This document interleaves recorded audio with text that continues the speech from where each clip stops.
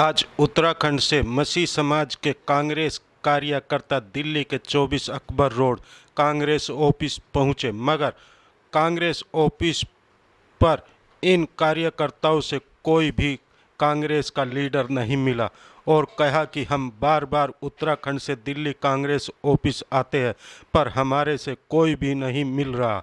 इसी नाराज़गी को लेकर मसीह समाज के लोगों ने कहा कि पार्टी 70 वर्षों से हमें चुनाव में भागीदारी का आश्वासन देती है मगर भागीदारी नहीं देती। उत्तराखंड में 2022 में होने वाले चुनाव में अगर पार्टी मसीह समाज को अगर भागीदारी नहीं देती तो मसीह समाज 2022 में अपने आज़ाद उम्मीदवार लड़ाएगी। आज़ाद तोमर की रिपोर्ट, हर खबर दिल्ली 24 अकबर रोड कांग्रेस ऑफिस। मसीह समाज ने ठाना है विधानसभा लोकसभा में जाना है। देखिए, आज जो हमारे साथी लोग हैं सारे उत्तराखंड से आए, कोई चमोली से आया, कोई आपका पौड़ी से आया, कोई टिहरी से आया, कोई आपका कहते कुमाऊं से आए। बहुत दूर दूर से लोग आए हैं। सिर्फ इसलिए आए थे कि हमारी जो कौम है, जो हमारा जो वहाँ का अपना एक कम्युनिटी है, हमारा जो समाज है, क्रिश्चियन समाज है, वो भी चाहता है कि राजनीति में हमारी भी भागीदारी हो।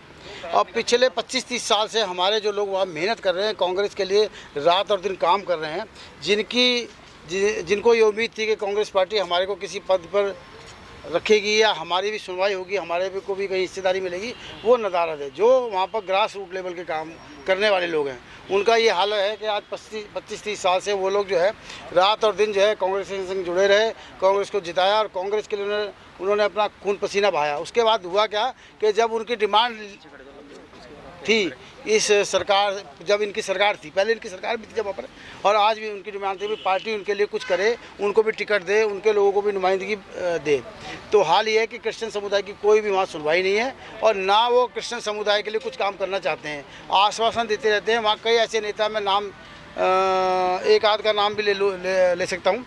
जैसे वहाँ पर हमारे अर्जुन जी हैं, वो पिछले 25-30 साल से पार्टी से जुड़े हैं और रात दिन उन्होंने अपना खून पसीना बहाया, तन मन धन से काम किया, मगर जब भी कोई पद की बात आती है तो उनको जो है दूर कर दिया जाता है। छोटा सा पद उनको देके उनकी जो है खाना पूर्ति कर दी जाती है। हम लोग वहाँ से इसलिए आए हैं, हमारे साथी लोग इसलिए आए हैं कि हमारी क्रिश्चियन कम्युनिटी को वहाँ नुमाइंदगी मिले, उनको भी कुछ हिस्सेदारी मिले।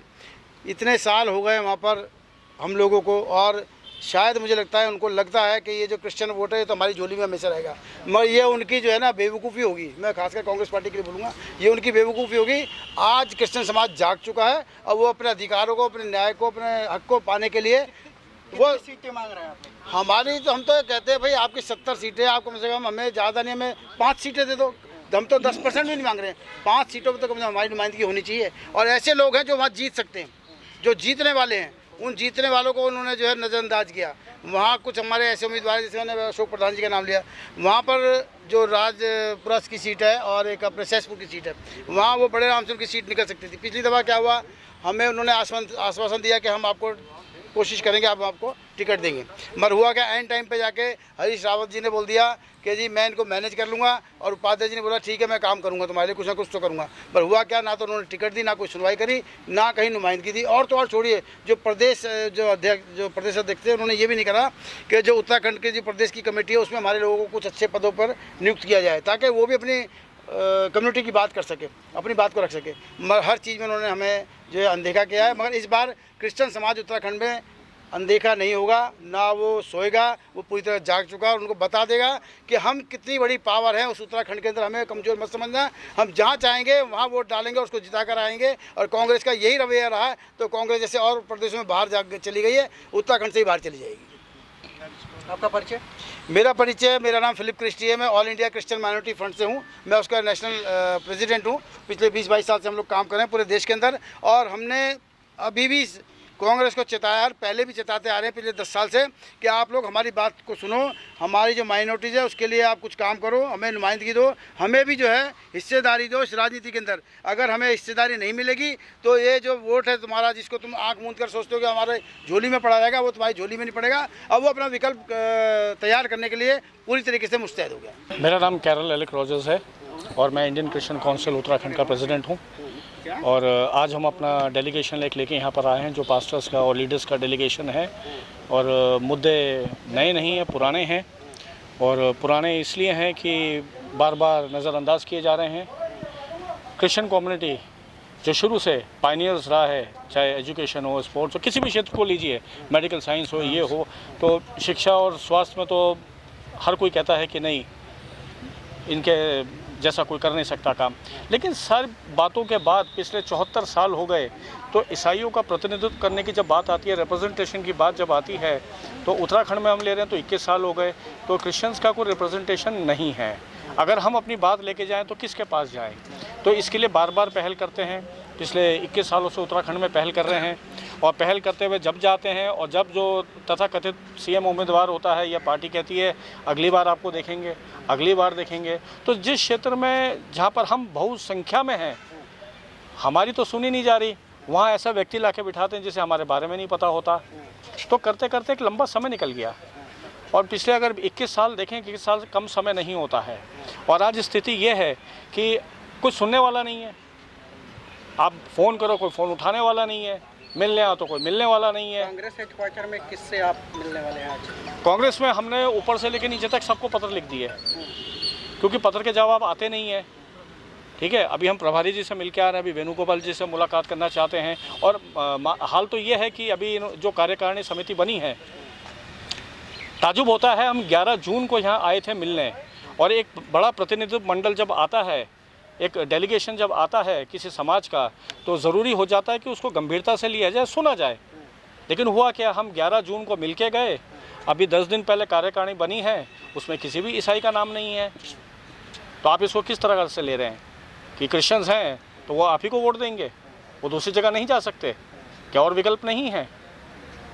हैं तो आवश्यक है, अगर कोई आ रहा है, when you drive 300 kilometres from Dehradun to Delhi, you must be listen, आपकी आवाज़ सुनी जानी चाहिए। क्या अगर पार्टी अभी नहीं सुनेगी, जैसे अब चुनाव भी है उत्तराखंड में फरवरी जी हाँ, में, तो आप लोग किसके साथ जाएंगे, किसको वोट करेंगे? सर किसके साथ जाएंगे नहीं जाएंगे, हम अपने साथ क्यों ना चले जाएं? मेरा मैं तो आप ही से सवाल पूछ रहा हूँ। हमारे अंदर कमी है, और ये समय इसलिए होता है कि 6 महीना बचा है, हर कोई आता है बाहर, लेकिन हमारा तो प्रयास पुराना है। हम तो पेपर वर्क कर कर के थक गए, चाहे वो उत्तराखंड की बात हो, वहाँ भी लोगों को मिल मिल के थक गए।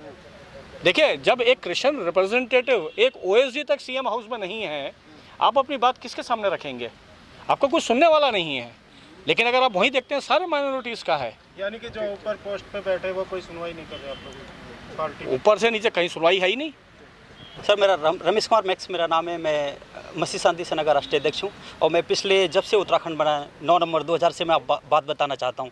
2002 में कांग्रेस पार्टी हमको बोलती है कि हम आपको क्रिश्चियन को अगली बार टिकट देंगे, अगली बार टिकट देंगे। उसके बाद बोलते हैं 7 में बोलते हैं हम आपको टिकट देंगे, फिर 12 में बोलते हैं हम आपको टिकट देंगे, फिर 17 में बोलते हैं हम आपको टिकट देंगे। अब आ गई 2022। हमने इतनी पंचवर्षीय, सरकार की योजना 5 वर्ष की होती है, पर हमारी ये कांग्रेस की योजना हमारे लिए तो पता नहीं 25 वर्ष की ऊपर पहुँच गई। अब हम एक ही चीज़ कहना चाहते हैं, अगर पार्टी जैसे अभी 5 कमेटी जारी किए हैं, 5 कमेटी में आप एक सदस्य हमारे आदमी को नहीं रख सकते, और पीसीसी कमेटी में एक आदमी ने, हमारे प्रभारी को ये जानकारी नहीं है कि उत्तराखंड के अंदर कि ईसाई समाज भी रहता है, एक आदमी नुमाइंदा नहीं है। यहाँ तक एक सदस्य, पीसीसी सदस्य होता है, सबसे नीची पोस्ट होती है, वो भी उसके लायक भी हमारे समाज को नहीं समझा जाता है। जो 2022 होगा, हम अपने बल पे अगर ये सुनवाई करते हैं, ये हमारी अंतिम और लास्ट इनसे हमारी विनती और निवेदन है। इसके बाद ना तो हम आएंगे ना हम बात करेंगे, सीधा है कि हम अपने बल पे हम खुद 2022 का इलेक्शन लड़ने के लिए तैयारी कर रहे हैं। आप आंकड़ा मान के चलते हैं कि जो आपकी संख्या है, हाँ। आपके समुदाय की कितनी बड़ी संख्या है, कितना बड़ा वोट बैंक है, अगर बात करें तो कितना बड़ा नुकसान दे सकते हो आने वाले चुनाव? देखो 15% से प्लस हैं हम, और उसके बाद हर विधानसभा में, जिस विधानसभा से मैं आता हूँ उस विधानसभा में अगर बात की जाए 25,000 हैं, और हमारे यहाँ जीत और हर बहुत यानी कि टोटल वोट 88,000 है, और जिसमें हमारे जो वोट हैं हम 8 यानी कि 20,000 में आराम से विधायक बन जाता है। 25,000 में अगर 20,000,